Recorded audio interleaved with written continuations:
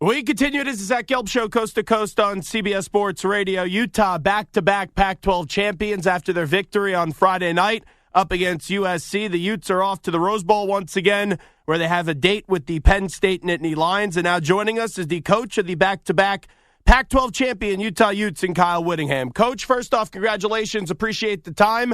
I would ask you how you're doing, but I think I know the answer to that one. Well, yeah, we're in a pretty good situation right now, but always challenges ahead. Next up is the Rose Bowl, as you mentioned, and big challenge in Penn State. Good football team, and we're going to have to be at our best. I talked to you before the start of the season about what last year meant to you. How do you put it into words now and what it means to go back-to-back as Pac-12 champs? Well, I think that speaks to the consistency of our program, and we were all season long, off season long, I should say, since January, talking about how it's tougher to stay on top than it is to get to the top, and that was our challenge. And last year we got to the top finally after a lot of hard work and efforts, and to be able to repeat, I think, just speaks to the toughness and resiliency and talent level of our players and coaching staff. You know, we've got a great assistant coaching staff here, and to be able to sustain that success and build on it from last year was huge for our program. Obviously a joyous occasion after the game, but what was the scene like in your locker room if you had to describe it for us? It was crazy. I mean, the guys were, excited and because going in, we felt like not many people were giving us a chance. It was pretty much a foregone conclusion that the Trojans were going to the playoffs and Caleb was going to win the Heisman, which still may happen. Who knows? He's a heck of a quarterback, but we just felt that maybe we were getting a little bit.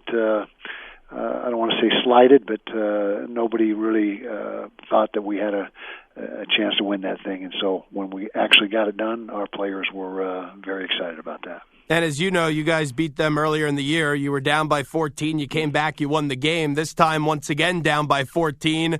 This time around, you blew them out. What really changed defensively after going down 17-3? Well, we had a couple blown assignments in the first quarter, blown coverages in particular that led to a couple scores.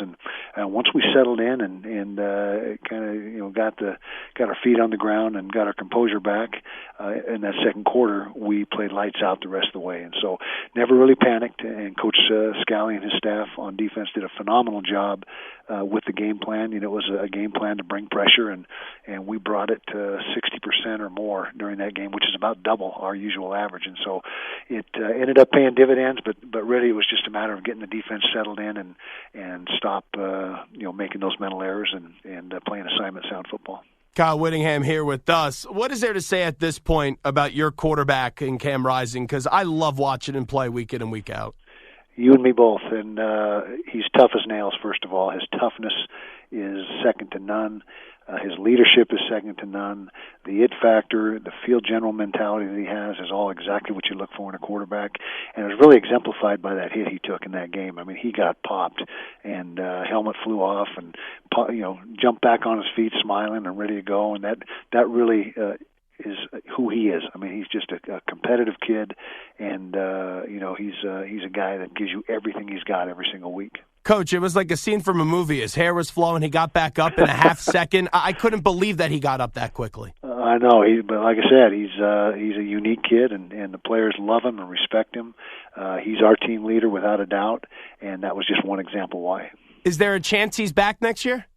We hope so. We're having those conversations, and we want what's in Cam's best interest, and we're doing all the right, taking all the right measures and steps to find out, what draft status would be, and when weighing the pros and cons. And obviously, ultimately, it's up to him and his family. But we're all collaborating right now and trying to determine what is best for him. How do you think his game projects at the next level? Like, what would you say to NFL teams if they ask you about your quarterback? I would say it projects very well. I think he's underrated. Now it's hard to say because he's in QBR, he's in the top 10 in the nation and won a bunch of games here. But I still don't think he's getting the recognition that he deserves. And there's been talk if he does come back, putting on a Heisman campaign for him to try to get him some notoriety and elevate his draft status. You said underrated about your quarterback. I know you're going to hate this question when talking about yourself, but once you win that game for the second year in a row, everyone's tweeting Kyle Whittingham, most underrated coach in the country, top 10, top 5 coach in the sport. Do you sense that, or is it like, okay, you're going to just tell me you don't care?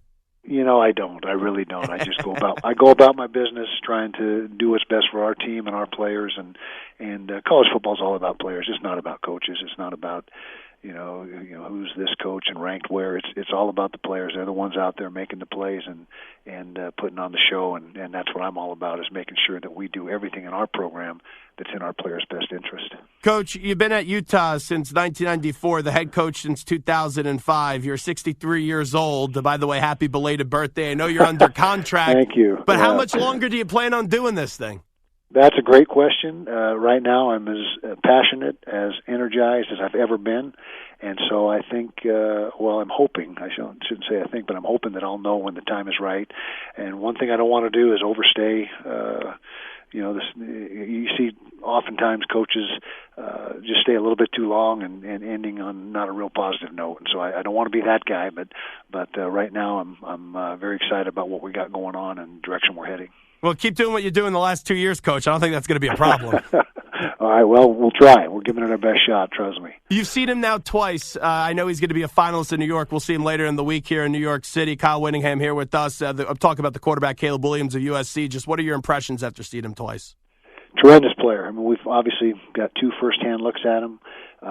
One of the toughest quarterback to sack we've ever come across. Now, we did get to him 7 times in this last game, but his mobility wasn't what it usually is as the game progressed. But you talk about a guy that can sense the rush, move around in the pocket while keeping his eyes downfield and escaping, up the middle, out to the edges. I mean, he's got a myriad of ways that he can extend the play, and the real, strength that he has is once he does extend it, is he finds receivers downfield because, like I said, he keeps his eyes downfield. And if there's nothing there, I don't know how fast he is, but he's got to be 4 or 5 or better. He can really pick him up and put him down when he takes off, and ripped off a couple of really long runs versus us in the 2 games that we played him. So I think he's terrific, and if he wins the Heisman, I would think that would be very deserving. What was your reaction when you saw that he put on his nails F Utah when you saw that? I don't pay attention to that stuff. It's not my style or our style, but judge not, so whatever. Kyle Whittingham here with us, back-to-back Pac-12 champions, the head coach of the Utah Utes. The Rose Bowl, give me your first thought once again in this game. I know opt-outs are always a concern, but it seems like that's not an issue with your program. Well, Penn State's a good football team. Haven't had a lot of time to dive into the tape yet, but I know they got a couple really good freshman running backs, each of them nearing 1,000 yards. I think one's 900 and something, one's 800 and something. Physical style of football. They play good defense. It reminds me a lot of our program, their approach and how they play solid defense and run the football effectively. And so I think there's a lot of similarities between the two programs. Well, I love Penn State's athletic director, Pat Kraft, me being a guy that went to Temple University, but my producer is right now, Coach, wearing a Penn State shirt, and I don't like to see my producer happy, so make him miserable on the second, all right? We'll do our best. We will do our best. Last thing I'll ask you, Deion Sanders coming to the Pac-12, what do you think this means for the conference?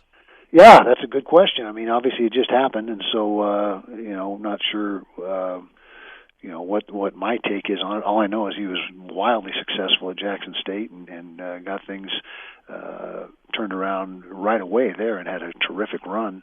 And, Coach Prime, what more can you say? I'm sure he's going to be very popular on the recruiting trail. And it's all about getting the right players in the program. Recruiting is 80% of your success in college football. And I'm fairly certain that he'll do a good job in that area. So we'll have to see what happens. Has it hit you yet that is this starting to sink in, what you guys have accomplished the last 2 years? A little bit. It's still not completely. We're still, knee-deep in recruiting and trying to get ready for the bowl game, and it never stops. I mean, there's rarely an opportunity you can sit back and take a breath and soak it all in, but I'm sure at some point that'll come. Well, Coach, once again, been fun watching your team throughout the year. Congratulations on back-to-back Pac-12 champs, and always appreciate when you carve out some time for us. Okay, appreciate you having me on. Thank you very much.